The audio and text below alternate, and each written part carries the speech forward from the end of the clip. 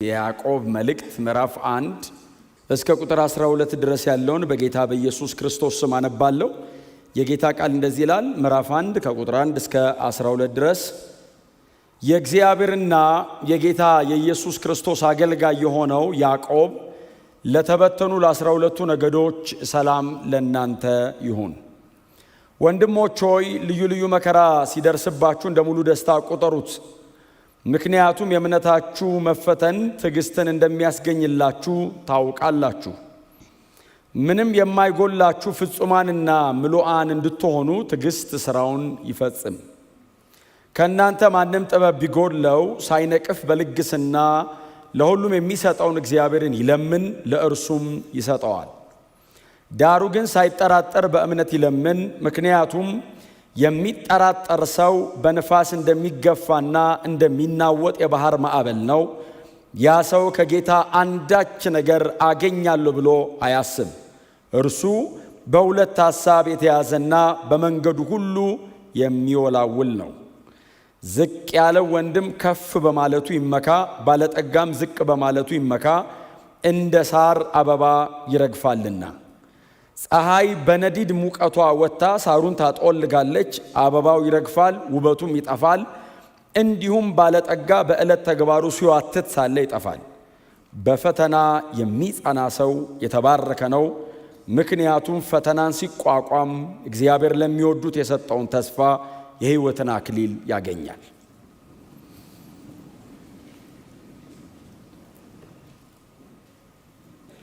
ያዕቆብ ነው መልእክቱም።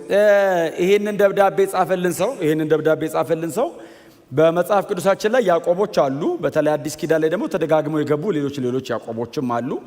ግን አዲስ ኪዳናችን ላይ በጣም ብዙ ጊዜ ተደጋግመው የገባው የዚህ ደብዳቤ ጸሐፊ ነው አይደል? የዚህ ደብዳቤ ጸሐፊ ነው።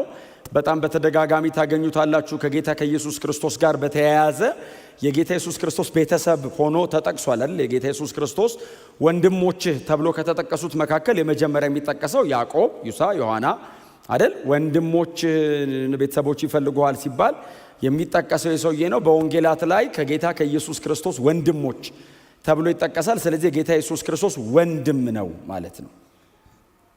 ወንድሞች ነን እኛም። ሮብ አትመጡ ማለት ነው። ኮስተር አላችሁብኝ።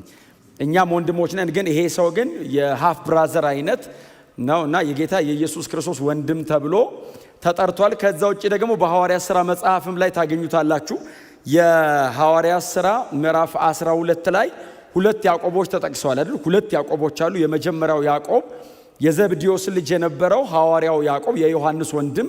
የሐዋርያት ሥራ ምዕራፍ 12 ላይ በሄሮድስ አንቲጳስ አማካኝነት በምንድን ነበር የገደለው? ራሱ ተቆርጦ የሚለው በሰይፍ ገደለው የተባለው ያዕቆብ ነው። እዛው ምዕራፍ ላይ ደግሞ ጴጥሮስ ከእስር ቤት ተፈቶ ከመጣ በኋላ ለያዕቆብ ሂዱና ንገሩልኝ ያለው የኢየሩሳሌም ቤተክርስቲያን መሪ ተደርጎ የተጠቀሰው ይሄኛው ያዕቆብ ነው። እንደገና የሐዋርያት ሥራ ምዕራፍ 15 ላይ የኢየሩሳሌም ጉባኤን ይመራ የነበረው ወይንም ደግሞ እነ ጳውሎስ እነ ቲቶን ይዘው ከገላትያ ቤተክርስቲያናት ለተነሳ ጥያቄ መልስ ፍለጋ ኢየሩሳሌም ቤተክርስቲያን ሲመጡ መጀመሪያ የተቀመጠው ወይንም በጣም ሃይሊ ሪስፔክትድ የነበረው የቤተክርስቲያኒቱ መሪ፣ ቀጥሎ ደግሞ ለነበረውም ነገር መልስ የሰጠው ይሄ ያዕቆብ ነው። የኢየሩሳሌም ቤተክርስቲያን እረኛ ነበር። የታነቀ እንዳትበሉ የሞተ እንዳትበሉ ብሎ ከዚህ ውጭ ሌላ ነገር አንጭንባችሁም፣ ወንጌልን ስበኩ፣ በመንገዳችሁ ሁሉ ድሆችን አስቡ አለን የተባለው ይሄ ሰው ነውና እነ ጳውሎስም እጅግ በጣም የሚያከብሩት ሰው ነው። የገላትያ ምዕራፍ 2 ላይ ዋነኞች ናቸው ብሎ ጳውሎስ ከሚጠቅሳቸው ማለት ፍሮንት ላይ ያዕቆብ ይልና ኬፋ ቀጥሎ ዮሐንስ ይላልና ይሄ ሰው በጣም የተከበረ ሰው ነው እና የዚህ ደብዳቤ ደግሞ ጸሐፊ ነው። በእውነት በጣም ብዙ ነው ስለዚህ ሰው ልንል የምንችለው። ግን በደብዳቤው ላይ ዛሬ መሰረት አድርገን ያነበብኳትን ቁጥር ብቻ እናገራለሁ። እንግዲህ እረኛ እንደሆነ ትንሽ ደብዳቤው የሚያስታውቅ ነገር ይመስላል። የቤተ ክርስቲያን እረኛ እንደሆነ የሚያስታውቅ ይመስላል። ምክንያቱም ደብዳቤው በጣም ፕራክቲካል ነው። ከሚያገኛቸው በየዕለቱ ከሚያያቸው አብረውትም ከነበሩትና በተለያየ ስፍራ ደግሞ ተበተነው ለነበሩ ቅዱሳን እምነት ብቻ እንዳትሉ፣ ይሄ እምነታችሁ በሥራ መገለጥ አለበት፣ በሥራ መረጋገጥ አለበት። በክርስቶስ ኢየሱስ አምናችሁ መዳናችሁ ምንም ጥያቄ ውስጥ የሚገባ አይደለም። ይሄ እምነት ግን ደግሞ በምትኖሩት ኑሮ በምታደርጉት ነገር በየዕለት እንቅስቃሴያችሁ መታየት አለበት የሚል በጣም ጠንካራ አይነት ነገር ይጽፋልና ጄምስ ዘ ጀስት ነው የሚሉት ራሱ ሲጠሩት ጻድቁ ነው የሚሉት። በጣም ቀጥተኛ አይነት ሰው ነው። ምንም አይነት ኮምፕሮማይዝ እንደማያደርግ ደብዳቤው ላይ ማንበብ ትችላላችሁ። በጣም ቀጥተኛ ነው፣ ደግሞ በጣም የሚፈራ ሰው ነው። ምናልባት እናንተ ገላትያ ምዕራፍ 2ን ዛሬ ቤት ስገቡ አንብቡት። የምታስታውሱ ከሆነ ጴጥሮስ ከጳውሎስ ጋር እያለ እዛ ገላትያ አብያተ ክርስቲያናት ጋር ጴጥሮስና ጳውሎስ አብረው ተገናኙ። ሲገናኙ ጳውሎስ የአሕዛብ ሐዋርያ ነው እንደምታውቁት እና ቆሞ እየሰበከ ያለ ሰዎች ዳኑ። ሲድኑ ቁጭ ብሎ አብሮ ይበላል ይጠጣል፣ ምን ይላል። ከዛ ኬፋም መጣ። ኬፋ ደግሞ ለአይሁድ የሆነ ሐዋርያ ነው እና ትንሽ ሪዘርቭድ ነው። የሐዋርያት ሥራ ምዕራፍ 10 ላይ እንደምታስታውሱት ቆርኔሌዎስ ቤት ራሱ ለመሄድ ከላይ የሚወጣ የሚወርድ ሻማ ማየት ነበረበት። ከሄደ በኋላ ራሱ ሰዎቹን እጅ አልጫንም። ዝም ብሎ ነው መንፈስ ቅዱስ በነጻ የወረደው። ያን ያህል በጣም ቁጥብ ነው። ግን ዛሬ ሲመጣ ጳውሎስን ሲያይ በመካከላቸው የነበረው ነገር ሲያይ አብሮ በላ፣ ህብረት አደረገ። ከዛ እንደዚህ ይላል፣ አንዳንድ አይሁድ ከያዕቆብ ዘንድ ከኢየሩሳሌም ሲመጡ ፈርቶ ገሸሽ አለ ይላል። ከያዕቆብ ዘንድ አንዳንድ አይሁድ፣ ያዕቆብ አንዳንድ አይሁድን ስለ ሥራው ስለ አገልግሎቱ እስቲ ሂዱና አይታችሁ ሪፖርት አምጡ ብሎ ሲልቅ በጣም የሚፈራና የሚከበር ሰው ነበር እና ኖ ብሎ ጴጥሮስ ወደኋላ እንደውም ገሸሽ ነገር ሲል ጳውሎስ እንደምታውቁት ነው፣ ሰው አይመርጥ፣ በወንጌል እውነት አይደራደርም። ጴጥሮስ ግብዝ ሆኖ አገኘሁት፣ ከኛ ጋር ሲሆን በላ። ከዛ ደግሞ ከያዕቆብ ሲመጡ ወደኋላ ገሸሽ ነገር አለ። አንተ ሰውዬ አለው ፖፕ ጴጥሮስን እጅግ የተከበረው አንተ ሰው አለው፣ ክርስቶስ ኢየሱስ በመስቀል ሞት ያፈረሰውን አንተ ቆመ ልትሰራው ነው እንዲህ አለው።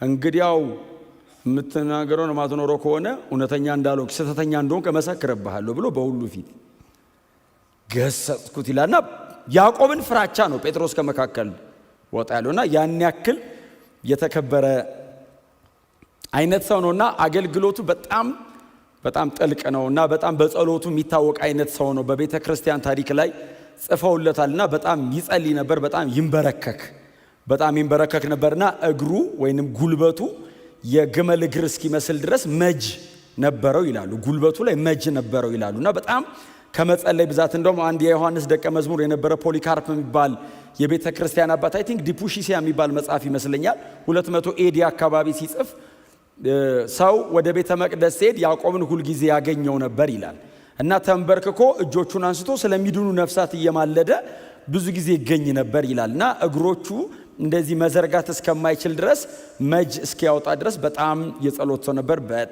በጣም ብርቱ ነው ያስታውቃል ደብዳቤው። እና ኢየሩሳሌም ከተማ ነው በወንጌል ምክንያት የሞተው ተብሎ ይታመናል። እንደውም በጣም ፎር ዩር ሰርፕራይዝ እንድታነቡ ነው በእውነት አንዳንድ ነገር የምነግራችሁ። ቤተ መቅደስ አናት ላይ ይዘውት ወጥተው ወደ ታች ወረወሩት እና ሲወረውሩት ወድቆ አልሞተም። ከዛ ወግረው ገደሉት። የድሮ ሰው ግን ለምንድን ያልሞተው አይልም። ተረፋው በድንጋይ ወገረው ብለው ወግረው ገደሉ። በወንጌል ምክንያት የተሰዋ አይነት በጣም ታላቅ የቤተ ክርስቲያን አባት ነውና ይሄንን ደብዳቤ ይጽፋል። ይሄ ደብዳቤ ገላትያ እንደምታውቁት ከአዲስ ኪዳን መጽሐፍት መካከል መጀመሪያ ከተጻፉት 2 መጽሐፍት መካከል አንዱ ነው አይደል? ምናልባት አንደኛ ተሰሎንቄ ከቀደመ በመጽሐፍ ደረጃ ገላትያ ሁለተኛ ይሆናል። ብዙ ጊዜ ግን ገላትያ የመጀመሪያ ነው ተብሎ ይታመናል። 43 ኤዲ አካባቢ ስለተጻፈ ወንጌላት ሳይጻፉ ምንም አይነት የአዲስ ኪዳን መጽሐፍ ሳይጻፍ ቀድሞ የተጻፈው ገላትያ ነው። የገላትያ ደብዳቤ ደግሞ እንግዲህ የአዲስ ኪዳን ጸሐፊያን እጃቸውን የፈቱት በገላትያ ነው ማለት ነው። የመጀመሪያ የአዲስ ኪዳን ቅዱስ መጽሐፍ የተጻፈው ገላትያ ነው። ከዛ ነው ሌሎቹ ወንጌላቶቹ፣ ደብዳቤዎቹ፣ ሌሎቹ በሙሉ ተደራራቢ ሆነው የተጻፉልና የገላትያ ደብዳቤ መዳን በእምነት ብቻ ንገሩት ጎናቸው መዳን በእምነት ብቻ ነው እና ጳውሎስ እንደዚህ ያለ አገሩን በሙሉ አሳበደው። አገሩ በሙሉ መዳን በእምነት ነው፣ ስራ የሚባል ነገር የለም አያስፈልግም ምናምን ብለው በቃ አገር ምድሩ በሙሉ እምነት ብቻ ነው ስራስ አያስፈልግም የሚል ባላንስ የሳተ ነገር ህዝቡ መሃል ገባ። ጳውሎስ እንደሱ አይነት ትምህርት የለው። መዳን በእምነት ብቻ ነው፣ ትክክል ነው። እውነተኛ እምነት ግን ስራን ገንዘቡ ያደረገ ነው። ይሄ የጳውሎስ ስብከት ነው፣ የሁል ጊዜ ስብከቱ ነው። ሌሎች ደብዳቤዎችን ማንበብ እነ ተሰሎንቄን ሲጽፍ የእምነታችሁ ስራ፣ የፍቅራችሁ ድካም እና የተስፋችሁ ጽናት፣ እነዚህ በሙሉ አማኛለሁ የሚለው ብቻ ሳይሆን እምነቱ በስራ ፍቅሩ በድካም ተስፋው በጽናት ይታያል። የጳውሎስ ትምህርት ሙሉ ነው፣ ግን ጫፉን ይዘው እየሮጡ ሲያስቸግሩ ለጳውሎስ ደብዳቤ የተጻፈ ባላንስ ነው ይሉታል። የያዕቆብ ደብዳቤ። ያዕቆብ ደግሞ አዎ መዳን በእምነት ነው ይላል። ግን ደግሞ ይሄኛው እምነት ስራን ገንዘቡ ያደርጋል። በስራ የተገለጠ ነው የማይኖር እምነት። እሱን እምነትማ ይልና እዚህ ደብዳቤ ላይ ሰይጣንም ያምናል። የሰይጣን እምነት የሚባል ትምህርት እኔ አላውቅም። ያዕቆብ ግን ምን አለ? እንደዚህ አይነት እምነት አጋንንትም ያምናሉ አለና እንደውም ይንቀጠቀጣሉ፣ ግን ምላሽ የለውም፣ አይኖርም፣ ግን ወደ ጽድቅ ግን አይመጣም። ኢየሱስን ወደ መምሰል መቼም ሰይጣን አይመጣም። አሜን በሏ። ምንም እድል የለውም። እሱም አይፈልግም፣ እግዚአብሔርም ጥሎታል። አጋንንትም ይሄንን እምነት አንተ የምትለኝን አይነት እምነት ያምናሉ፣ ቀጥሎ ይንቀጠቀጣሉ። አንተ ከዚህ የዘለለ እምነት ያስፈልግሃል ይልና አጠገብ ያለው ወንድም ራቁቱን ብታየው፣ እሳት ሙቅ ብለው ብትሄድ፣ በክርስቶስ ኢየሱስ አምኛለሁ ብትለኝ የቱ ጋር ነው እምነትህ? አጠገብ ያለው ወንድም ተርቦ አንተ ጠግበ እየዋልክ እያደርክ አጠገብ ላለው ወንድም ጌታ ይረዳሃል ብለው ብትሄድ፣ ፕራክቲካል ሁኑ ይላል። በጣም ቀላል አይደለም፣ ግን እውነት ነው። እና ያዕቆብ ሁሌ አለ። የተቸገረ ሰው አይጠፋም፣ የሚርበው ሰው አይጠፋም። ጌታን የሚያምን ካንተ እኩል ጎን ቁጭ ብሎ እግዚአብሔር አምላኬ ብሎ ተስፋ የሚያደርግ ለዛ ሰው አንተን ነው እግዚአብሔር መሳሪያ ምልክትም እጅም የሚያደርግ። እና ይሄ እምነት በእንደዚህ አይነት ስራ መገለጥ አለበት። በጽድቅ መኖር፣ በቅድስና መኖር፣ እግዚአብሔርን እየፈሩ መኖር፣ በጸሎት እየተጉ መኖር አንድ ነገር ነው። አጠገባችን ላለው ሰው እየተቆረስን ያለንን ሼር እያደረግን መኖር ደግሞ እሱም ደግሞ ሌላ ነገር ነው። ያዕቆብ በጣም ፎከስ የሚያደርገው እሱ ላይ ነው። እሱን ነው የሚጽፈው እዚህ ደብዳቤ ላይ እና ምዕራፍ 1 ከቁጥር 1 ጀምረን ያነበብነው በጣም ይገርመኛል። ይሄ ሰው ቅድም እንደነገርኳችሁ የጌታ ኢየሱስ ክርስቶስ የሥጋ ወንድም ነው።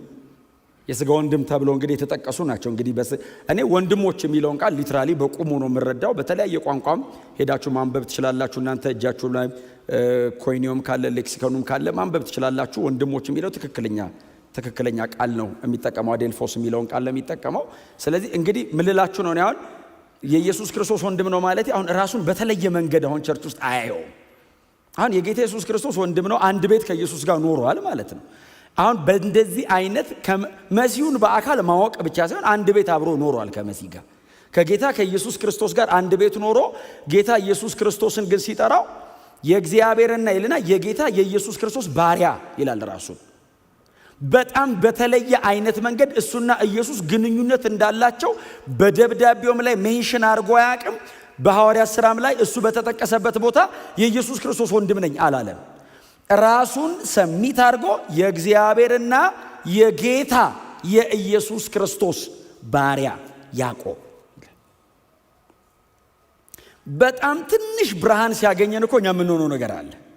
ይሄ ሰውዬ መሲህ ጋር አንድ ቤት ኖሮ አንድ ላይ አድጎ 30 ዓመት ሙሉ ኢየሱስ የኖረበት ቤት ውስጥ አብሮ ከኢየሱስ ጋር ኖሮ የ12 ዓመት ልጅ ሆኖ ኢየሱስን ያውቀዋል። የ20 ዓመት ወጣት ሆኖ ኢየሱስን ያውቀዋል። የ30 ዓመት ልጅ ሆኖ ከዛ ቤት ሲወጣ ኢየሱስን ያውቀዋል። እስከ 30 ዓመቱ የኖረው እዛ ቤት ነው።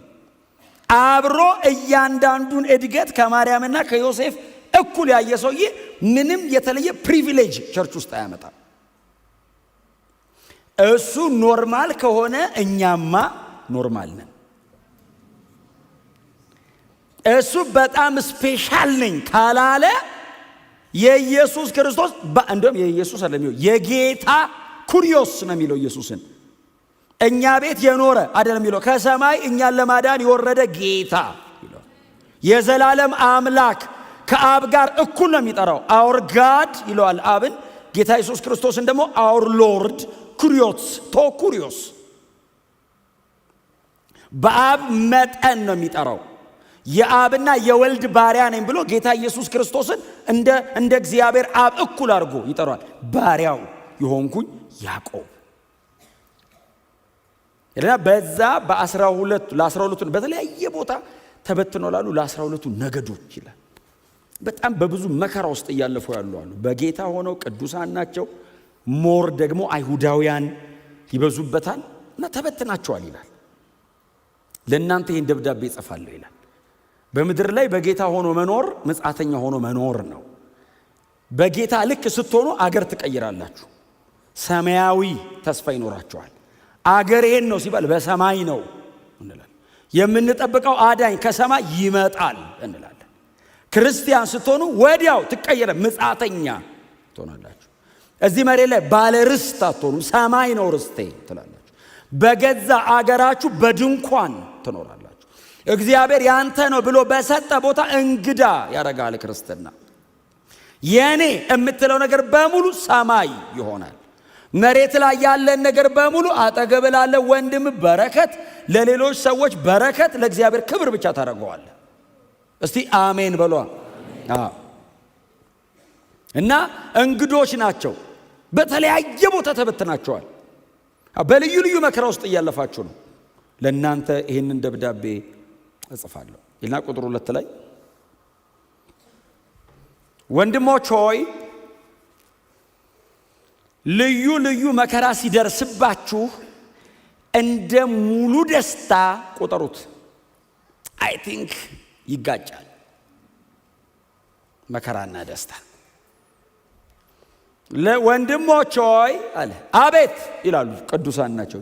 ከያዕቆብ ደብዳቤ መጥቷል ሲባል ዝም ብላችሁ ሳሉት። እንግዲህ እነ ጴጥሮስ እነ ጳውሎስ እነ ዮሐንስ በጣም የሚያከብሩት የተከበረ ሰው ደብዳቤ ልኳል። ወንድሞች ሆይ አቤት ልዩ ልዩ መከራ ሲደርስባችሁ እንደ ሙሉ ደስታ ቁጠሩት። መከራና ደስታ በጣም ዳርና ዳር የቆሙ ነገሮች ናቸው። በሰው ሕይወት ላይ ክርስቲያን ሆኖ መሬት ላይ ሲኖር መከራ ኮመን ነው። ትራያልስ ኮመን ናቸው። ብዙ ጊዜ መከራዎች በሰው ሕይወት ላይ የሚያመጡት ነገር አለ። መጮህ፣ ማልቀስ፣ ማማረር፣ ኡኡ ማለት፣ ፌንት ማድረግ፣ አልቻልኩም ዝርር ማለት። ያዕቆብ እንደዚህ ይላል፣ ልዩ ልዩ መከራ ሲደርስ እሺ ምን እናርግ ሲሉ እንደ ሙሉ ደስታ ቁጠሩት። በመከራውና በደስታው መሃል በጣም ሰፊ ገደል አለ አይደል? የምታልፉበት መከራ አለ። አው እንደ ልዩ ልዩ ደስታ መቁጠር አለ። አው መሃሉስ እግዚአብሔር በሚያሳልፋችሁ ይሄ ማለት ባይዘው ሆሊ ትራያልስ ናቸው፣ ቅዱስ መከራዎች። ከቁጥር 13 በኋላ ለክፉ መከራ ቴምፕቴሽንስ በጣም ክፉ የሆኑ ኢቪል የሆኑ አሉ። እስከ ቁጥር 13 ድረስ ያለው ግን እናንተን ለማጥራት በእናንተ ሕይወት ላይ ያለውን የእግዚአብሔርን በጎ የሆነ ነገር ለማድመቅ የሚመጣ ነው። በምታልፈው መከራ ውስጥ እግዚአብሔር በእኔ ሕይወት ላይ ምንድን ነው ዓላማው ብለህ መጠየቅ አለብህ። ልክ ያ ነገር ወደ ሕይወት ሲመጣ ማስወጣት አትችልም፣ ማባረር አትችልም፣ ከሕይወት ላይ መቀነስ አትችልም። በጾም ጸሎት የማይቀሩ መከራዎች አሉ። ጾመ ጸልየ ልቀቅ ሂድ ብለህ 3 ቀን ጾም ጸሎት ገብተህ ስትወጣ ከ3 ቀን በፊት ካቆምክበት ይቀጥላል፣ አይቀየርም። እውነቴን ነው የምነግራችሁ፣ ስለምወዳችሁ ነው እውነት የምነግራችሁ። አንዳንዴ የሆነ ነገር ሲመጣ ወደ ሕይወታችን ጸልየን ለማስቀየር እንታገላለን። የሚቀየር ነገር አለ። እንደ እግዚአብሔር ፈቃድ ያልመጣ ከሆነ ስትጸልይ ታልፈዋለህ። እግዚአብሔር በእናንተ ውስጥ የተቀመጠውን እንደ ወርቅ ነጥሮ የሚወጣውን እምነት ለማድመቅ የሚልከውን መከራ ግን በውስጡ በትዕግስት ጨርሰ እግዚአብሔር በአንተ ውስጥ ያስቀመጠውን የከበረ ነገር ማውጣት ነው ያለብህ። ለምሳሌ ጳውሎስ ብዙ ጊዜ ስለምንጠቅሰው እስር ቤት ሲመጣ እንዳልገባ ብሎ አይደለም የሚጸልየው። እስር ቤት ውስጥ ሆኖ አፌን ስከፍት የምናገረው እንዲሰጠኝ ጸልዩልኝ እኮ ነው የሚለው። የት ነው አፍን ከፍተ የምታስተምረው? ለእስረኛ እዚህ ውስጥ ላሉት። ከዛስ እድል ከተገኘ ፍርድ ቤት። ያው ተከታታይ ትምህርት ከሆነ እስር ቤት ነው፣ ሲንግል ስብከት ከሆነ ፍርድ ቤት ነው የሚጋበዘው። ስለዚህ እንደው እድል ሰጥቶኝ በር ላይ ከወጣሁኝ ፍርድ ቤት በነገስታቱ ፊት ስቆም የምናገረው እንድፈታ አይልም። ለምን? በውስጡ የተቀመጠውን የከበረ ነገር እግዚአብሔር የሚያወጣበት እንደሆነ ገብቶታል። ዳይቨርት እንዲያደርግለት አይጸልይም፣ ኮንቨርት ነው የሚያደርገው። ታዲያ ምንድነው ማድረግ ያለብን? እንደ ሙሉ ደስታ መቁጠር። ጌታችን መድኃኒታችን ኢየሱስ ክርስቶስ ከሱ በላይ ምሳሌ የለንም። ወደ መስቀል ሊሄድ ሲል ሐሙስ ማታ ለዓርብ ለስቅለቱ ሐሙስ ማታ ሲጸልይ አባት ሆይ ነፍሴ እስከ ሞት ተጨነቀች፣ ብትወድ እቺ ጽዋ ከኔ ትለፍ፣ ነገር ግን የኔ ሳይሆን ያንተ ፈቃድ ትሁን ሲል አብ ፈቃዴ ነው ጠጣት አለው። ጌታ ኢየሱስ ጸጥ ብሎ ጨረሰው። በሱ ጽናት እኛ ተወለድን። እምቢ ቢልስ የማዳን ሥራ አይሰራም። የዘላለም ሕይወት ብሎክ ያደርጋል። ሰዎች ከድቅድቅ ጨለማ ወደሚደነቅ ብርሃን አይሻገሩም። ሰይጣን ማዕረጉ አይቆረጥም። ጌታ ኢየሱስ ክርስቶስ ለዚህ በጣም ምሳሌያችን ነው። የመከራ ናዳ እላዩ ላይ ሲመጣ ጸጥ እያመሰገነ ዕብራውያን 12:2 እዚህ ይላችኋል። ከፊቱ ስላለው ደስታ በመስቀል ታግሶ በሰማያት በግርማው ቀኝ ተቀምጧል። መስቀል መከራ ነው ለማለት ይከብዳል። መከራ የሚለው ቃል ያንስብኛል። ምክንያቱም ሁላችንም የሆነች ነገር የጎደለበትም መስቀል ላይ የሞተም እኩል መከራ ይሆናል። መከራ የመስቀሉ ትንሽ ከመከራ ጣር ነው። ጣር ውስጥ ሆኖ ይደሰታል። ለምን? ከፊቱ ስላለው ደስታ እኛን ያየናል። ታገሰ። ከዛስ በሰማያት በግርማው ቀኝ ልዩ ልዩ መከራ ሲደርስባችሁ ልዩ ልዩ መከራ አለ። ታገሱ፣ እንደ ሙሉ ደስታ ቆጠሩት። እግዚአብሔር በዛ መከራ መካከል በእናንተ ሕይወት ላይ የሚገነባው በጣም አስደናቂ ግንባታ አለ። ኮምፈርተብል ዞን ውስጥ ሆነ ሊገነባ የማይችል ግንባታ በመከራ መካከል ይገነባል። ውስጣችሁ ያለውን ነገር ለማውጣት እግዚአብሔር መንገድ ሲያስጀምርህ ግዴታ ነው እላይ ላይ የሚወርደው አንዳንድ ነገር ይወርዳል። እላይ ላይ ቀንና ሌሊት ይፈራረቅብሃል። በጣም ያሰቃያል። ለምን? ውስጥ የተቀመጠውን የከበረ መዝገብ ለማውጣት ሸክላውን ይሰብረዋል ከላይ። ምክንያቱም ሸክላው ደብቆታል ከውስጥ።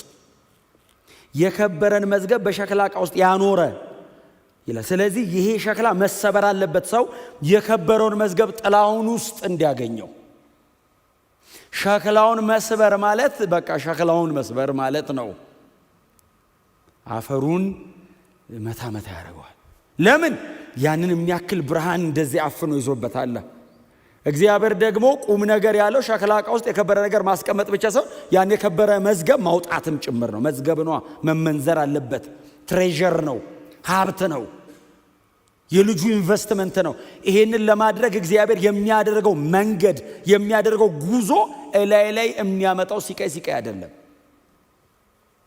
ለዛ ነው መጨረሻውን ስታየው የከበረውን ነገር ማውጫ ስለሆነ እንደ ደስታ ቁጠረው ይላል። መከራ እኮ ነው ያዕቆብ ሲሉት ውስጥ የተቀመጠውን የከበረ ነገር ማውጫው ነው። ታዲያ እንደ ደስታ ቁጠር። መሀል ላይ ያለችዋን ነገር በትዕግስት ለፏት ይላል የሚቀጥለው ቁጥር ላይ።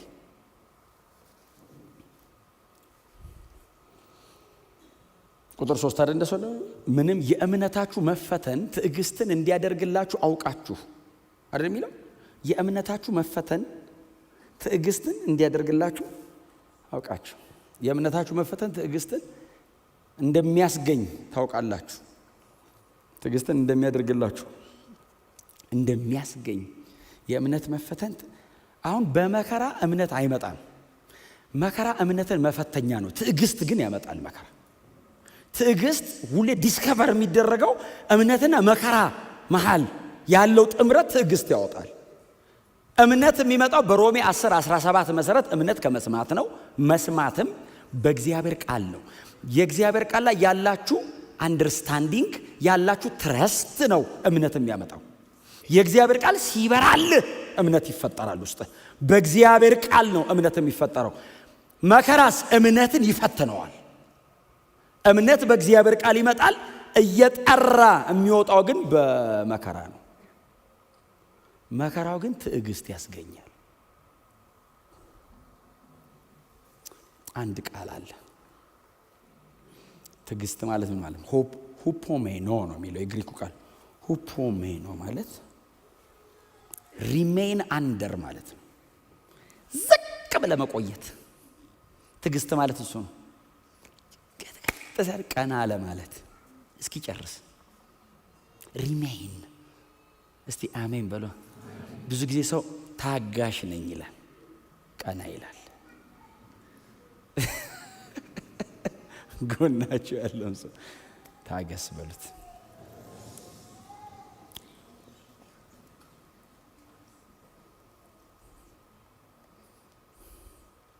በጣም ነው የወደድኩት ቃሉን። ሆፖሜኖ የሚለው ቃል ሪሜን አንደር እኔ ገባኝ ሆነ እንትኑ ያው የምታልፉበት መንገድ አለ። እንደ ክርስቲያን ይገባችኋል። መልስ ስትሰጥ የሚያስበለ ቦታ አለ። በለው ኃይልን አሳይ ይልሃል መጽሐፍ። ሪሜን አንደር። እስቲ አሜን በሏ። ጌታ ኢየሱስ ታገሰ የሚል ቃል አለ።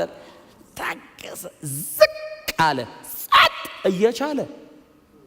አንተ የኢየሱስ ጸጥታ እኮ ጴጥሮስን ተፈታትኖታል ሰይፍ እስኪመዝ።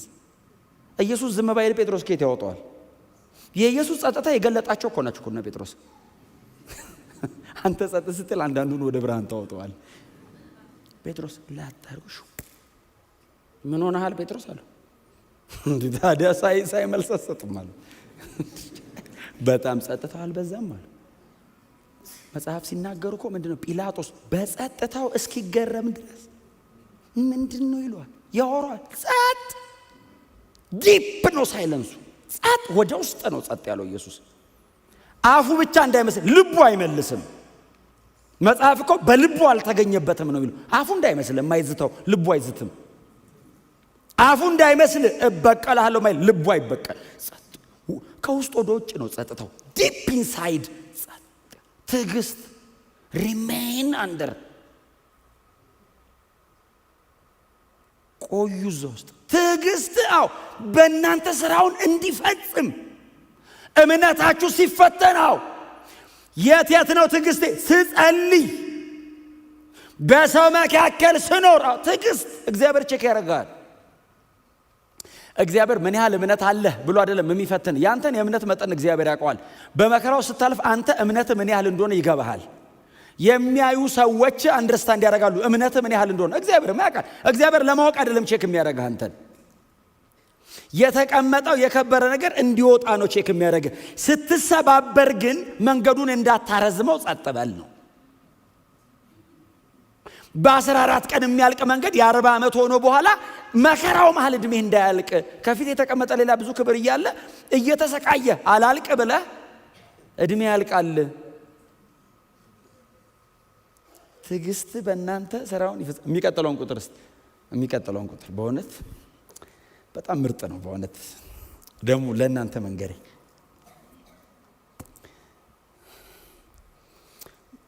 እምነት በእግዚአብሔር ቃል የሚመጣው ይህን ሚስ እንዳታረጉ። እምነት ሁሌ የሚመጣው በእግዚአብሔር ቃል። እሺ እናገረዋለሁ። ይሄን እምነት ሁሌ በእግዚአብሔር ቃል የሚመጣው። አንዳንድ ቃል አለ እምነትን እመነው የሚሉ። እምነትን እመነው ምን ነው እንዴ? እምነት አካል ነው እንዴ? እንዲህ የምትደገፈው እኮ አይደለም። የእግዚአብሔር አይነት እምነት እመን። እግዚአብሔር ታማኝ ነው። የኔ እምነት የሚቆመው እግዚአብሔር ታማኝነት ላይ ነው። የእግዚአብሔር አይነት የሚባል እግዚአብሔር ምን ያምናል? ታማኝ ነኝ ነው የሚለ።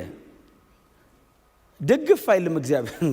እንዴ ሁላችን እሱ ላይ ነው የተደገፍነው። አረ እንዴ እግዚአብሔር ተደገፉ ቢደገፍ እንዴ ማላይ አፈር ላይ ሰው ያስደግፍም እኮ ሰው ይፈርሳል። እንኳን እግዚአብሔር። እምነት ሁሌ ግራውንድ የሚያደርገው እግዚአብሔር ቃል ላይ። በእግዚአብሔር ቃል የተገኘ እምነት ደግሞ ይፈተናል። ሲፈተን ያ ፈተና ያ ቻሌንጅ ትዕግስትን ከውስጡ ዲስከቨር ይደረግ። ትዕግስት ይገኛል እዛ ውስጥ።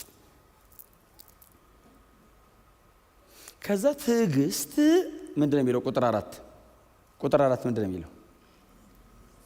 ምንም የማይጎድላችሁ ፍጹማንና ምሉዓን እንድትሆኑ ትዕግስት ስራውን። ፍጹማንና ምሉዓን የሚለው ቃል ከፐርፌክሽን ጋር የተያዘ ነው።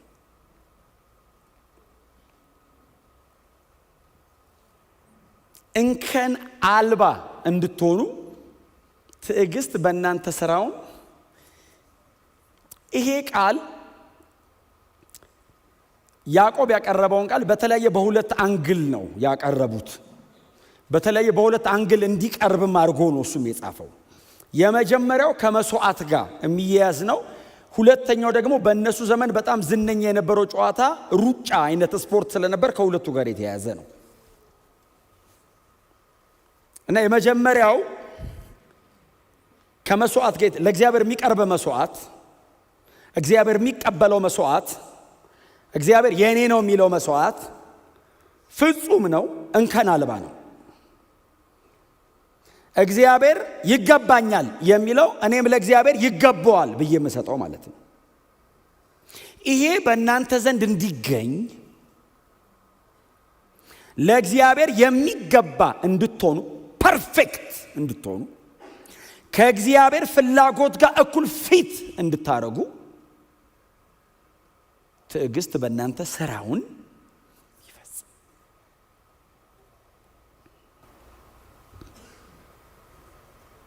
ሁለተኛው የሚቀርበው ከስፖርት ጋር ከሩጫ ጋር የተያያዘ ነው።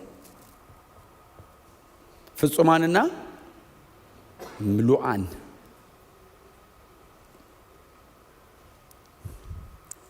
በአንድ ቀን አዳር ምንም ነገር ወደ ፍጽምና አይመጣም፣ እንደምታውቁት ነው።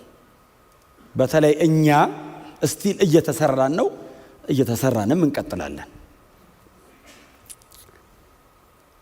በጣም እልህ አስጨራሽ በሆኑ ትሬኒንጎች ነው።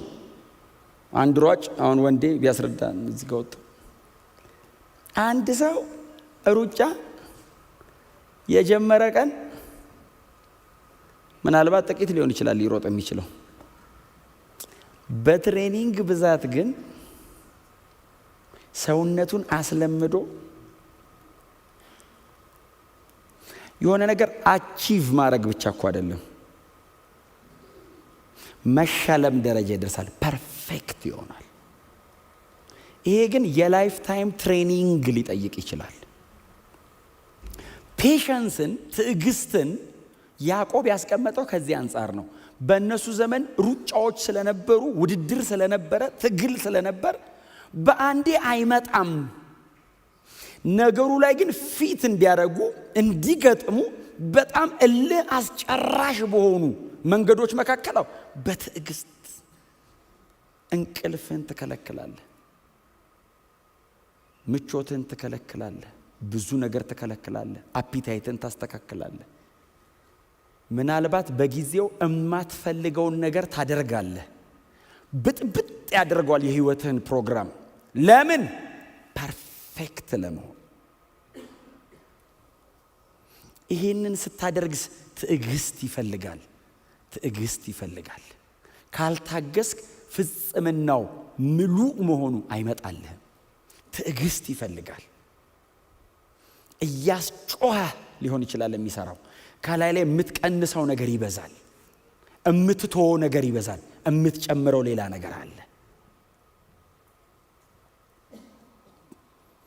ይህንን ሁሉ የምታደርገው ግን ፍጹም ለመሆን ነው። በጣም ብዙ ጊዜ ያለቀ ነገር እንፈልጋለን፣ ነገሩ የሚመጣበትን መንገድ ግን አንፈልገው። ፕሮሰሱን ለማምለጥ ብዙ ጊዜ እንጸልያለን። እንደዛ ሆናችሁ አታውቁም? ጌታ ሆይ እንደማልችል ታውቀዋለህ። ትሬኒንጉን አምልጠን ተመርቀን ለመቆም ትምህርቱስ 12 ዓመት ሙሉ ከፕሪፓራቶሪ ተነስቶ ሲማር ከርሞ 12 ግራጁዌት አድርጎ ካምፓስ ጆይን አድርጎ እንደገና ገብቶ እንደገና ተምሮ ተመርቆ፣ እኛስ መነሳንሱን አዙሩት የሚለውን ቀን ነው የምንፈልገው። መነሳንስ ዝም ብሎ ይዞራል እንዴ? መመረቅ ከፊት ካለ እችን መታገስ፣ ፔሸንስ። ክርስትናም ናቹራል ነው። ምትሃት እንዳትለምዱ፣ አስማት እንዳትለምዱ። እንደዚህ እርግብ ፊልም ላይ ነው ያለው። እንደዚህ አይነት ነገር መሬት ላይ የለም። እንደዚህ ኮፍያ፣ ዋው ዋው የለም ክርስትና ዋው ይጠፋባል። ዋው ራሱ ይጠፋባል። ፊደል ያጣላፍ እና እግር ጡንቻ ያወጣል።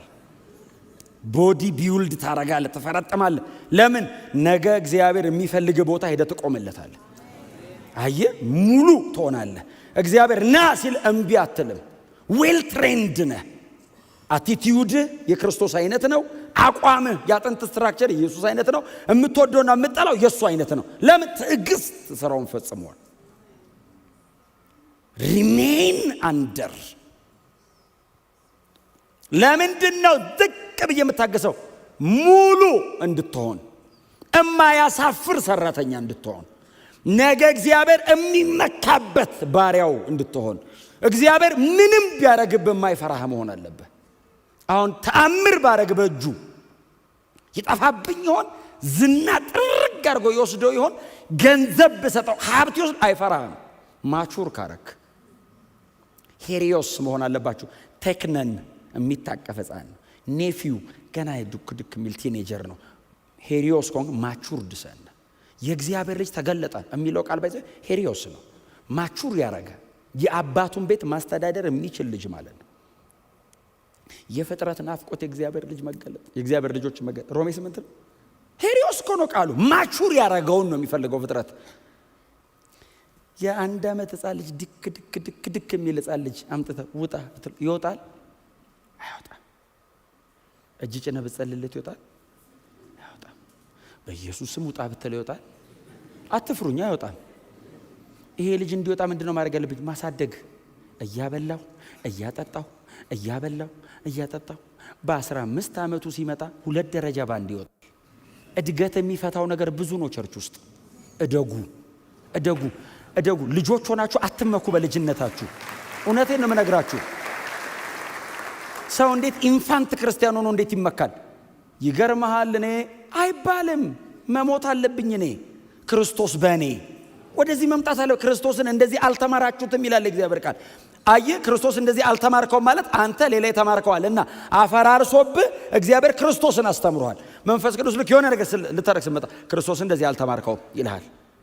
ከዛ የሆነ ቀን ክርስቶስ እንደዚህ አልተማርከው፣ ከዛስ አይልህም። አንተ ነው የምትለው እንዲህ አልተማርኩትም ትላለህ። ስትበስል ስታድግ ያንተ ይሆናል። መካሪ ነጋሪ አትጠብቅም፣ ራስህ ታደርጋለህ።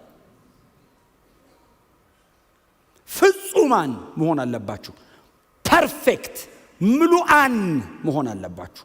እንከን የሌለው ማለት ነው። ባይዘው ይሄንን እንዴት ነው የማደርገው? ፕሮሰስ አለው እና ታገስ፣ ዝቅ በል፣ ትህትና ሂዩሚሊቲ ውስጡ አለው። ትሁት መሆን አለው። ሳታ ነው የምትቀበለው። እድሜ ተከፍላለህ፣ ብርሃን ይሰጣል። ቁጭ ብለህ አይን እስኪደበዝዝ ድረስ ታነባለህ፣ መገለጥ ይሰጣል። ተንበርክከህ ትጸልያለህ፣ ይበራልሃል። ዝም ብሎ አየር ላይ የፈሰሰ ነገር ድነት ነው። እሱንም ሰርተ ስለማትችለው ነው በነፃ ይሰጣ። ብትሰራ ስለማታመጣው ድነት በነፃ ነው። ሌላውስ ዲማንድ መቀመጥ አለብን። አሜን በሏ። እውነቴን ነው የምላችሁ። ከ5 ዓመት በኋላ ምድሪቱን ሲስተሙን ቻሌንጅ የሚያደርግ ትውልድ ያስፈልገናል። ቸርች እየመጣ መሄድ ብቻ ሳይሆን ሲስተም ቻሌንጅ ማድረግ የሚችል ራይቸስ የሆነ አቋም የማይቀይር በደረሰበት ቦታ በሙሉ በክርስቶስ የማያፍር ነኝ የሚል ክርስቲያን ነኝ የሚል በጌታ ነኝ ፕራውድ የሚያደርግ። ይሄ ግን ዝም ብሎ እንደማይመጣ አውቁት። ማንነት ነው፣ መሰራት አለበት። እሱን ሲሰራው ሌላውን ያፈርሰዋል። እሱን ሲገነባው ሌላውን እያፈረሰ ነው። እሱን ሲተክል ሌላ ይነቅላል። እኩል ሁለት ነገር እግዚአብሔር አይተክልም። ስንዴም እንክርዳድም ጎን ለጎን ይተክላል እንጂ እላይ ላይ እኩል አይተከልም። አጠገብ እንክርዳድ ይበቅላል እንጂ እላይ ላይ ስንዴም እንክርዳድም ይበቅላል የሚል ቃል የለም። ስንዴውን ከእንክርዳዱ ጋር እንዳት ነቅሉት የሚለው ጎን ለጎን ነው። ባይዘው እላዩ ላይ አይደለም። ሁለት በአንድ አይበቅልም። አጠገብ ለአጠገብ ነው ይበቅለው። እላይ ላይ እንክርዳድ በዚህ በኩል ስንዴ በዚህ በኩል የሚባል ሁለት አይደንቲቲ የለም። ባይዘው ስንዴ የሚመስል እንክርዳድ ሊሆን ይችላል እንጂ ስንዴ አይቀላቀልም። የክርስቶስ ሕይወት ሚክስ አያደርግም። እስቲ አሜን በሏ። የተለየ ነው እና የጊዜ ጉዳይ ታስታውቃል። የትም ግባ ያውቀዋል። በጌታ ነው ትባላል። ጴንጤ ነኝ። አንዳንዶች እንደ ጴንጤ አይደለሁም ይላሉ። ነኝ እኔ ነኝ። ጴንጤ ቃል ነው ይላሉ። ምንም ይሁን ነኝ እና ምንድነው ምንም አንዳንድ ሰው እሺ ምንድነው ሲባል ምን መሰለ ክርስቲያንማ ነህ። ጴንጤ ስትል ግን የምታምነው ይታወቃል። ኢየሱስ ክርስቶስ በመስቀል ላይ በሰራው ብቻ ነው ማምነው ማለት ነው። ጴንጤ ነኝ ስትል ነኝ አትፈሩ፣ በፍጹም እንዳታፍር። እግዚአብሔር በእኔ አላፈረም። እኔ አሳፋሪ ነኝ፣ በእኔ አላፈረም። እሱ የሚያኮራ ነው። እንዴት ነው የማፍረው በሱ? ይሄንን አይደንቲቲ አይ ይሄ በስሜት የምትለው አይደለም፣ አቋም ነው፣ ማንነት ነው የሚሆነው። ይሄንን ማን ነው የሚሰራው? ትዕግስት። ፔንፉል ነው፣ ታግሰን ግን በእውነት ገበሬው ከፍሬው የመጀመሪያ ሊበላ ይገባዋል የሚል ቃልባቸው ሁለተኛ ጢሞቴዎስ ላይ የመጀመሪያ። ለምን ሌላውስ አይበላም እንዴ? ይበላል። ገበሬ ሸጦለት። ገበሬውስ አይከፍልም። ሲከፍል ነው የኖረው። እድሜ ከፍሎ፣ ጉልበት ከፍሎ፣ እንቅልፍ ከፍሎ ነው ሲሰራ የከረመው እና የመጀመሪያ ነው። የፈለገውን ቢያደርገው ይችላል። ለምን? ዋጋ ከፍሎበታል። ክብር ለእግዚአብሔር ይሁን። ታገሱ። በጣም ነው የምወዳችሁ። ስለምወዳችሁ ነው እውነትም እነግራችሁ። ስለዚህ ሙሉ ሁኑ፣ ፍጹም ፐርፌክት ሁኑ መጽሐፉ ነው የሚለው። እንዴት ነው መሆኑ? በሂደት እምነቴ ሲፈተን ትዕግስት ተገኝቶ በትዕግስት መታገስ። መቼስ አንችልም እንትኑ ቴምፐራችን ዲግሪው ነው የሚለያየው እንጂ አንችልም። ማንም ሰው አይታገስም። አይ እንግዲህ ይላል። እሱን እኮ ነው የሚያወጣልህ። ኑሮ ያደርገዋል። ታውቃለህ? ሞላጭ አድርጎ ኮናቸው ያለው ሰው ዝም ብላችሁ ታገስ በሉት። አይ በሉት በደንብ ታገስ በሉት። ነገሩት ስትፈርስ ታገስ በሉት።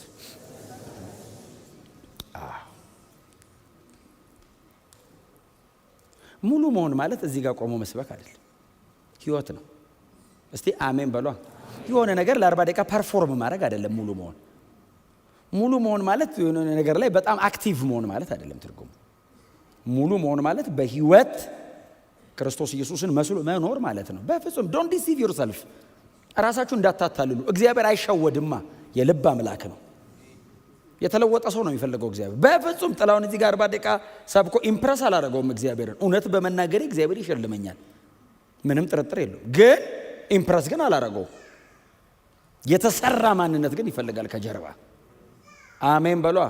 በቃ ራሳችሁን እንዳሸነግሉ ማለት ነው። ምንም ነገር ነገ ይደርሳል እንዳትሉ ዛሬ ጀምሩ፣ አሁን ጀምሩ፣ ዛሬ ወስኑ። ጌታ የተባረከ ይሁን።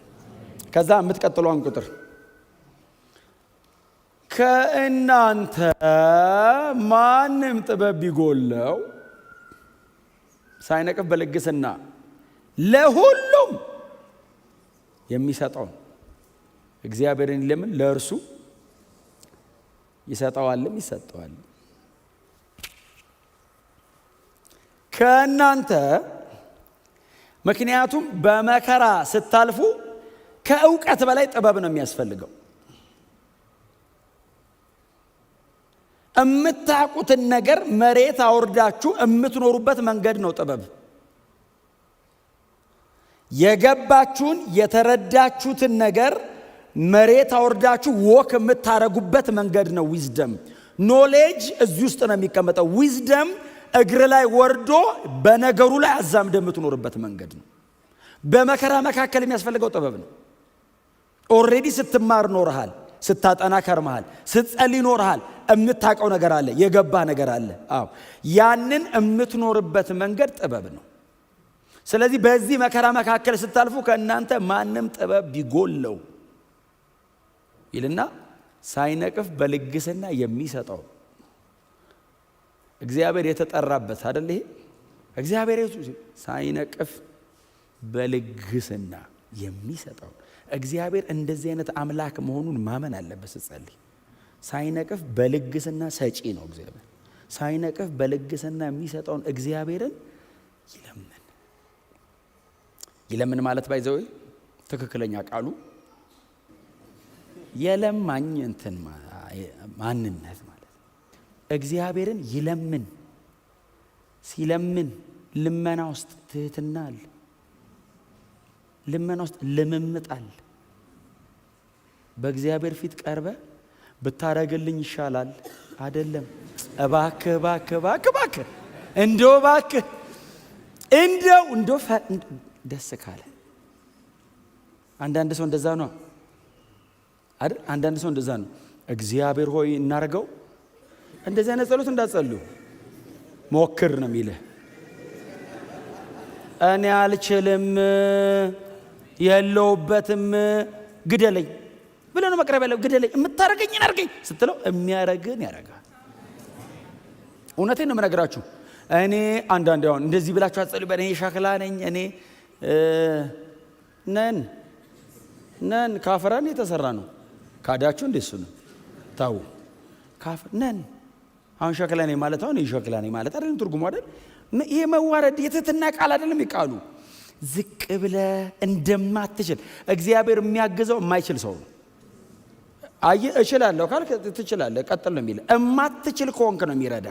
አልችልም ማለት አለብህ፣ ባይዘው ማውጣት አለብህ። ከባድ ነው ለኛ በእውነት መገዛት። አሁን እኛ በእውነት ነው የምልህ። አሁን እዚህ ውስጥ አሁን አድዋ ይተዋጋል የለም። በታሪክ እኮ ነው ቀና ብለን ያለ ነው አባቶቻችን ብለን። እኛም ልመና ይጨንቀናል። በእግዚአብሔር ፊት ድፍት። አሁን ነጋውን ጸሎት አለ 11 ሰዓት ጀምሮ ኑና ተንበርከኩ፣ አሜን በሏ፣ ለምኑ፣ ደፈት ብላችሁ በቃ እንባ፣ ለቅሶ፣ ልምምጥ። አንድ በጣም ወደው ቃል አለ መዝሙር 40 ነው ቁጥር 1 ላይ ቆይቼ እግዚአብሔርን ደጅ ጠናሁት እርሱም አይደለም ይሉ። ከዛ ግን ጸለይኩ ነው እንዴ? ቆይቼ ደጅ ጠናው ጸለይኩ እኮ አይደለም። የህይወት ስርዓት ነው። አቆይቶታ ጸሎት ያልቀባል። ከዛ እምትለውን በሙሉ ብለህ ጨረሰህ እኮ ነው አልቆ ይዞ ቆየሁ። የት ደጅ ውስጥ አስገብቶት መሰል እየተያዩ እንዳይመስል እኮ አንኳኳለሁ አለ። ጻት እግዚአብሔር እንዴት ነው የሚያበሳጭ ሰው ቁጭ ብሎ ስታንኳኳ።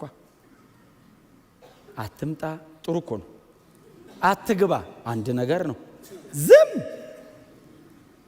ፈተና ዝምታ። አንድ ያቺ ሴት ማን ነው ስሟ? ስሟ አልተጠቀሰም። ትዝ ይላችኋል? ኢየሱስ እየሄደ እየተከተለች የሚል ቃል አለ። ግሪካውያን እንደ ኢትዮጵያውያን አይደሉም። ሲጸልዩ ጣዖታቶቻቸው ፊት ክብሯን እየጣለች አቧራ ባቧራ እየሆነች እግሩ ስር እየወደቀች ጣዖታቶቻቸው ጋር እንደሚሆኑት ነው ኢየሱስ ጋር የምትሆነው። ቀጥሎ ኬዟ ከባድ ነው። ልጇ ናት የታመመችው። እየተንከባለለች ልጄን ፈውስልኝ። ደግሞ ልጄን ፈውስልኝ ብቻ እኮ እንዳይመስል የዳዊት ልጅ ብላ ጠርተዋለች። ታውቃለህ? አይሁዳዊ ነው የዳዊት ልጅ ማለት። ዳዊት አይሁዳውያን ነው። ያው ሲቲዝንሺፕ በለው ቦርድ ምንም ሁሉ ሰባብራው ነው የመጣችው። የዳዊት ልጅ ሆይ ልጄን ፈውስልኝ ስትለው መጽሐፍ እንዲህ ዘመ ብሏት ሄደ የሚል ቃል ጸጥ አላት። ዝም ብሎ ተራመደ። ሲሄድ እየተከተለች ስትጮህ የሚል ቃል አለ። ጴጥሮስ መንፈስ ቅዱስ አልተሞላም። ሰው አይታገስም፣ አይሸከምም። ሰው መምህር አለው። አቤት አለው። እየተከተለች እንዳታስቸግረ ግሩፑን ረበሸችው አለ። በጠበጠችን አለ። ምንድነው እኛ አንተን ብለን ወተን ምንድነው የምታስረብሸን? መልሳት እስቲ ሲለው እሷን ዝም ብሎ ጴጥሮስን መምህር ሲለው አቤት አለው። እሷ እምነቷ ታላቅ ነው። እሱ የሰናፍጭ ቅንጣት እምነትም የለውም። ምክንያቱም እምነት ስጠን ሲሉት የሰናፍጭ ቅንጣት የምታህል ቢኖራቸዋል የለም ነው። እሷ ዝም ቢላ ትከተላለች። ጴጥሮስን ዝም ቢለው ባክ ነው የሚያደርገው፣ እንዳያረግ ነው። ሐዋርያ ሥራ ላይ ነው ሰውየው የበሰለው። አዎ በየመንገዱ እየተመለሰ የሚመለሰው ኢየሱስ። ሰይጣን ሊያበጥር መጣ የተባለው እኮ እሱን እኮ ነው። ይሄዳል ሰይጣን ሰፈር ጠቃል እንትን ሰፌድ ላይ ቁጭ ይላል። ሊያበጥረው ሲል ኢየሱስ ከአየር ላይ ሰይጣን ሊያበጥር የሚለው እኮ ሰፌድ ላይ ብድግ ሊያደርገው ሲል ኢየሱስ ብድግ ታው ማለድኩልህ ይሏል። ና ተመለስ፣ ና ተመለስ።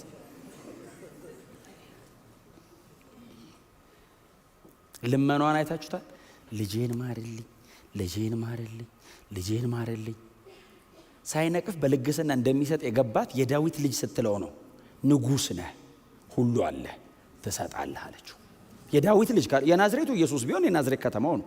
የዳዊት ልጅ ከሆነ ግን ሮያል ፋሚሊ ነው። ላይኔጅ መሲያኒክ ነህ እና ሁሉ አለ ትችላለህ ነው እና ስጠኝ ነው። አየህ ሳይነቅፍ በልግስና እንደሚሰጥ ገብቷታል። አልመለስም ያለችው ለዛ ነው እንጂ ኢየሱስ አይተው ዝም ብለው እንዴ እግሩ ስር ስትወድቅ እኮ ተሻግሯት ሄደ በላይዋ ላይ። አትመለስም እንዴ አውቀዋለች ማን እንደሆነ። እየጨከነባት ሳይሆን እምነቷን እየወጣው እንደሆነ ገብቷታል። ለነ ጴጥሮስ በሌክቸር ደረጃ ክፍሉ ሰጥቷቸዋል። አሁን እንትን ቮኬሽን አለው ክላሱ። አሁን ደግሞ በተግባር እያስተማረ ነው። ሰናፍጭ ቅንጣት እምነት የለውም ይኸውልህ እምነት እያለው ነው። ሁሉን ትተን ተከተልን ትርፋችን ምንድን ነው እያለ የሚከተል ሰውዬ የኛ አይነት ናቸው። እኛ እንደሱ የምንጸልየው ጌታ ላንተ ስል ለኔ ስትል ብትሉ ላንተ ስል አትሉ። ለኔ ስትል መስቀል ላይ ሞት ከበለብ ጀምር ምንም ለእግዚአብሔር አርጋ ይበቃል። እስቲ አሜን በሏ። ሞተን ራሱ በእውነት ትንሽ መለስ ባረገልን እንኳን ኖረን ያዛ መልሳት ሲለው ጌታ ኢየሱስ ምንድነው ያለው? አንቺ ሴት አላት። አስበው እንግዲህ ኢየሱስ አንቺ ሴት ሲል የተከበረ ሰው ራሱ አንቺ ሴት ካለ ሰው አንቺ ሴት ሲላት አቤት ስትል የልጆችን እንጀራ ለውሾች አልሰጥም ቆይቼ ደጅ ታንኳኳለች። የልጅን ለውሾች አልሰጥም ሲላት ልክ ነህ ልጆቹ እነሱ ናቸው አለችው እነ ጴጥሮስን። እኛ ውሾች ነን አሕዛብ። የልጅ ለውሻ አይሰጥም፣ ማነሩም አይፈቅድም። ልጅና ውሻ እንደ ጎን ለጎን ይቀመጣል። ግን መምህር አለችው አቤት ልጆች ሲበሉ ከገበታቸው ፍርፋሪ ሲወድቅ ቡችሎቹ ገብተው ይለቅሙታል። ቦታው ነው የሚለያየው፣ ምግቡ አንድ አይነት ነው አለችው። እነሱን ከመስቀል በፊት እየፈወስክ ነው፣ እኛን ከዛ በኋላ ነው። እስቲ ቀድሜ እኔ ከስር ልልቀም። ምንድነው እነ ጴጥሮስ ልጆች ናቸው ነው ሲበሉ ይጥላ ያዝረከረካሉ ነው አይደል? ልጅ እኮ ሲበላ 25% አይጎርስም ይወድቃል በሙሉ። እና ጴጥሮስ ወደዚህ ወደዛ እያለ ሲያዝረከረክ የኔ ልጅ ከስሩ መታ ትልቀመው ምግቡን። ጌታ እንደዚህ አላት፣ አንቺ ሴት አላት ድጋሚ ፋታ አልሰጣለችው። አቤት እምነትሽ ታላቅ ነው፣ የፈለግሽው ሁሉ ይሁንልሽ። እንደሱ አይደል የሚለው ቃሉ? መጽሐፍ እኮ ወደ ቤቷ ስትመለስ አጋንንቱ ወጥቶ ልጇም ተኝታ አጋንንቱ ይውጣ ይግባ አላለም ኢየሱስ። የፈለግሽው እሷና ኢየሱስ ሲስማሙ ሰይጣኑ ይወጣ። የዴሊቨራንስ ሚኒስትሩን አሳደገው ኢየሱስ። የሴትዮዋ እምነት እኮ ነው። ዳዊትን ቆየቼ ደጅ ጠናሁት አቆየኝ አለ። ክረምት፣ በጋ፣ ፀሐይ፣ ዝናብ፣ ሌሊትና ተፈራረቀብኝ። ልብሱ ላይ ሊያልቅ ይችላል። እየጸለየ ተደፍቶ እግዚአብሔር ወይ እባክህ እያሉ ከዛስ መጣ እግዚአብሔር ዘንበል አለልኛልና ደጅ ጠናሁት ብሎ ከዛስ እርሱ ዘንበል አለልኝ። ከዛ ግን ዘንበል አለ ብቻ አይደለም። ዘንበል አለ በቂ ነው በቂ ነው። ግን እሱ ከመጣ ዘንበል አልኩ ብቻ አይልም። ዘንበል አለልኝ አለ። ከሚውጥ ጭቃ ከረግረግ ማጥ ከሚውጥም ጭቃ ውስጥ አወጣኝ። እግሬን በአለት ላይ አቆመ፣ አረማመዴንም አጸናው። ምን ማለት ነው? የእድሜ ልክ ነው። አንዴ ከመጣ እስኪመጣ ያሰቃያል። ከመጣ ግን አረማመድህን ሁሉ የሚቀጥለውን የላይፍ ታይም ፓዝህን ይቀይረዋል። እስኪመጣስ መታገስ ይሻላል ግን አይደል? የትም ኖሮ ባክኖ ከመሞት እግዚአብሔርን ታግሶ የሚቀረውን ዘመንን የክብር ማድረግ ይሻላል። ከናንተ መካከል ታግሶ እየሄደ ያለ ጥበብ የሚጎለው ካለው ሳይነቅፍ በልግስና የሚሰጠውን እግዚአብሔርን ይለምን። አሁን ስሙኝ፣ እግዚአብሔር ያሰቃያል የሚል ትምህርት አይደለም ያለው። አንተ የምትቀርብበት ልብ እንዲያነ መሆን አለበት ነው። አሁን እግዚአብሔር ይዞብህ ቆይ ቁጭ በል ተንበርከክ ተነስ ይልሃል አይደለም። ከእግዚአብሔር አንጻር አይደለም። እንደ እግዚአብሔር ቸር የለም፣ እንደ እግዚአብሔር ሰጪ የለም፣ እንደ እግዚአብሔር የሚወደኝም የለም፣ እንደ እግዚአብሔር የሚራራልኝ የለም። ግን አንተ ስትቀርብ በዚህ አይነት ልብ ቅረብ ነው። በልመና ቅረብ፣ በትህትና ቅረብ፣ ዝቅ በል፣ ራስን አዋርድ ማለት በተገጣጠሙ ቃላት አይደለም። ውርደት የልብ መሰበር ነው። ትህትና ነው። የተዋረደ መንፈስ መያዝ ነው። ምክንያቱም መዝሙር 51 ላይ የተሰበረው ልብ እግዚአብሔር አይንቀውም፣ የተዋረደውንም መንፈስ እግዚአብሔር አይተውምና ይላል። እግዚአብሔር እየሄደ እያለ ትዕቢተኞች መንደር እግዚአብሔር ዝም ብሎ ነው የሚሄደው፣ አይሰማም። ፈሪሳውያን አሁን ሲጸልዩ ዝም ብሎ ነው የሚሄደው። 80 ዓመት ጸልዮ ፈሪሳዊ እግዚአብሔር ሲያገኙ ሳትጸልይ መጣ ነው የሚለው። አይሰማማ። የተሰበረ ልብ ሲያይስ አያልፈውም ይላል። የተዋረደ መንፈስ አይንቀውም። እኔ ግን ወደዚያ ወደ ትሁት የሚል ቃል አንባቸዋል ኢሳይያስ ላይ። መንፈሱ ወደ ተሰበረ በቃሌ ወደሚንቀጠቀጥ ወደዛ ሰው እመለከታለሁ። እስቲ አሜን በሉ። ሳይነቅፍ በልግስና የሚሰጠው እግዚአብሔር ነው። ይለምን ላይክ ቤጋር ለማኝ ትሁት ሆኖ እየተለማመጠ እንደሱ ያርግ፣ እግዚአብሔር ይሰጠዋል ነው የሚለው ቃሉ። እየተለማመጥክ ኑር ብቻ አይደለም፣ ሰጪ ነው እግዚአብሔር። አይነቅፍህም ሲሰጥህ። በየቀኑ ነው ምን ለምነኝ አይልህም። ቀጥሎ ሲሰጥህ አይሰፍርም፣ በልግስና ነው። እችን ታክል አይልም፣ በልግስና ነው። እንካ አሜን ነው። ያልጸለይከውን ሁሉ ነው የሚሰጥህ። ክብር ለኢየሱስ ይሁን። እምትቀጠው ቁጥር 6 ላይ ዳሩ ግን አሁን ይሄኛው ሳይጠራጠር የሚለምን ነው። ቁጥር 6 ምንድን ነው? ቁጥር 6 ምክንያቱም አይደል የሚጠራጠር ሰው በንፋስ እንደሚገፋና እንደሚናወጥ የባህር ማዕበል ነው። ባህር ላይ ያለች መርከብ ነው አይደለም የሚለው፣ ማዕበሉ ራሱ ነው። አንድ ሰው የሚለው ገፊው ማን ነው? ንፋስ እንደሚገፋውና እንደሚናወጥ የባህር ማዕበል ነው። ምን ማለት መሰለ? እምነት ከሌለ እግዚአብሔርን ትረስት ካላረከው ትሰምጣለህ ነው። ይውጠዋል፣ አይችልም ነው። መቆም አይችልም። አንስቴብል ነው። መቆም አትችልም። የሚጠራጠር ሰው እንደውም ደብል ማይንድድ ይለዋል። ደብል ማይንድድ የሚጠራጠር ሰው ማለት እኮ እንደሱ ማለት ነው። ሁለት ነፍስ ያለው ማለት ነው። ለሰማይም ለምድርም ሁለት ነፍስ ያለው። ለምድሩን ያለው ለሰማዩ እግዚአብሔር አለ የሚል ለመሬቱ ቶ ቴክኒኩን ለኔ ቶ